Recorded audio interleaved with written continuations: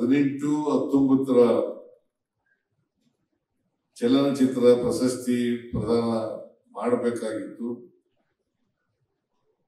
ಕಾರಣಾಂತರದಿಂದ ವಿಳಂಬ ಆಯಿತು.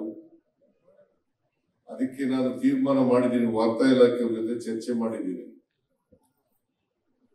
18-19 ಚಲನಚಿತ್ರ ಪ್ರಶಸ್ತಿ ಪ್ರದಾನ ಮಾಡೋಣ. ಕೆಲವೇ ದಿನಗಳಲ್ಲಿ ಶೀಘ್ರವಾಗಿ 20-21ನೇ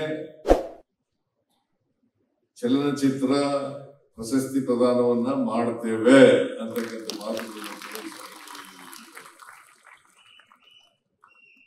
ಇನ್ನು ಮುಂದೆ ಈ ರೀತಿ ಆಗ್ಲಿಕ್ಕೆ ಬಿಡಕ್ ಹೋಗಲ್ಲ. ಪ್ರತಿ ವರ್ಷನೂ ಕೂಡ ಆಯಾಯ ವರ್ಷ ಅಂದ್ರೆ ಈ ವರ್ಷ 2024 ಮಾಡಬೇಕಾಗಿತ್ತು. ನಾವು ಪ್ರತಿ ವರ್ಷನೂ ಕೂಡ ಆಯಾಯ ವರ್ಷನೇ ಚಲನಚಿತ್ರ ಪ್ರಶಸ್ತಿ ಪ್ರದಾನವನ್ನ ಮಾಡ್ತೇವೆ ಅಂತಕ್ಕಂಥ ಮಾತುಗಳನ್ನು ಈಗಾಗಲೇ ವಾರ್ತಾ ಇಲಾಖೆಯ ಜೊತೆ ಚರ್ಚೆ ಮಾಡಿದ್ದೇನೆ. ಅದನ್ನ ಮಾಡೇ ಮಾಡ್ತೀವಿ ಅಂತಕ್ಕಂಥ ಮಾತುಗಳನ್ನ ಹೇಳಲಿಕ್ಕೆ ಬಯಸ್ತಾ ಇದ್ದೇನೆ.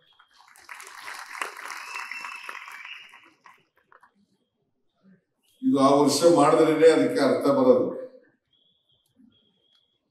ಸುಮಾರು 5-6 ವರ್ಷ ಆದ್ಮೇಲೆ ಪ್ರಶಸ್ತಿ ಪ್ರದಾನ ಮಾಡಿದ್ರೆ ಅದಕ್ಕೆ ಅರ್ಥ ಬರ್ಲಿಕ್ಕಿಲ್ಲ ಅಂತಕ್ಕಂಥ ಭಾವನೆಯನ್ನು ನನ್ನದು ಅಂತಕ್ಕಂಥ ಮಾತುಗಳನ್ನ ಹೇಳಲಿಕ್ಕೆ ಬಯಸ್ತಾ ಇದ್ದೇನೆ.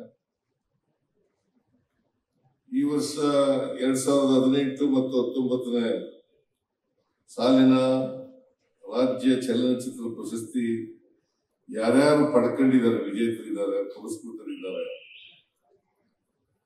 ಅವ್ರಿಗೆಲ್ಲರಿಗೂ ಕೂಡ ಕನ್ನಡ ನಾಡಿನ ಜನತೆಯ ಪರವಾಗಿ, ವೈಯಕ್ತಿಕವಾಗಿ, ಸರ್ಕಾರದ ಪರವಾಗಿ ಅಭಿನಂದನೆಗಳನ್ನು ಸಲ್ಲಿಸಲಿಕ್ಕೆ ಬಯಸ್ತಾ ಇದ್ದೇವೆ. ಅವರೆಲ್ಲರಿಗೂ ಕೂಡ ನಾನು ಎಷ್ಟು ಜನ ಇದ್ದಾರೋ ಅಂತ ಕೇಳಿದೆ ಈಗ ತಾನೆ ಆಯುಕ್ತರು. ಸುಮಾರು 80ಕ್ಕೂ ಹೆಚ್ಚು ಜನ ಇದ್ದಾರೆ ಅಂತ ಹೇಳಿದ್ರು.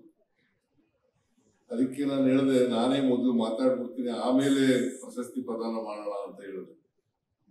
ಯಾಕೆಂದ್ರೆ 80 ಜನರಿಗೆ ಪ್ರಶಸ್ತಿ ಪ್ರದಾನ ಮಾಡಿದ್ರೆ ಬಹಳ ವಿಳಂಬ ಆಗ್ತದೆ.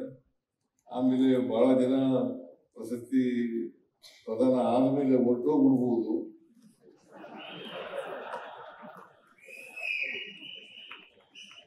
ನನ್ನ ಮಾತು ಯಾರು ಕೇಳೋರೇ ಇರೋದಿಲ್ಲ.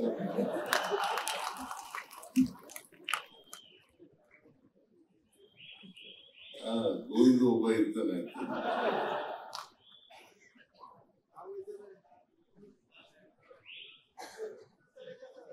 ಎಲ್ಲ ಸುಮ್ಮನೆ ತಮಾಷೆ ಕೇಳಿದೆ.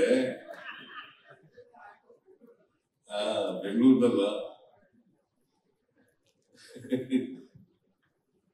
ತಮಾಷೆ ಹೇಳಿದೆ. ಇದನ್ನ ಯಾರು ಕೂಡ ಗಂಭೀರವಾಗಿ ತಗೋಬೇಕಂತ ಅಗತ್ಯವಿಲ್ಲ.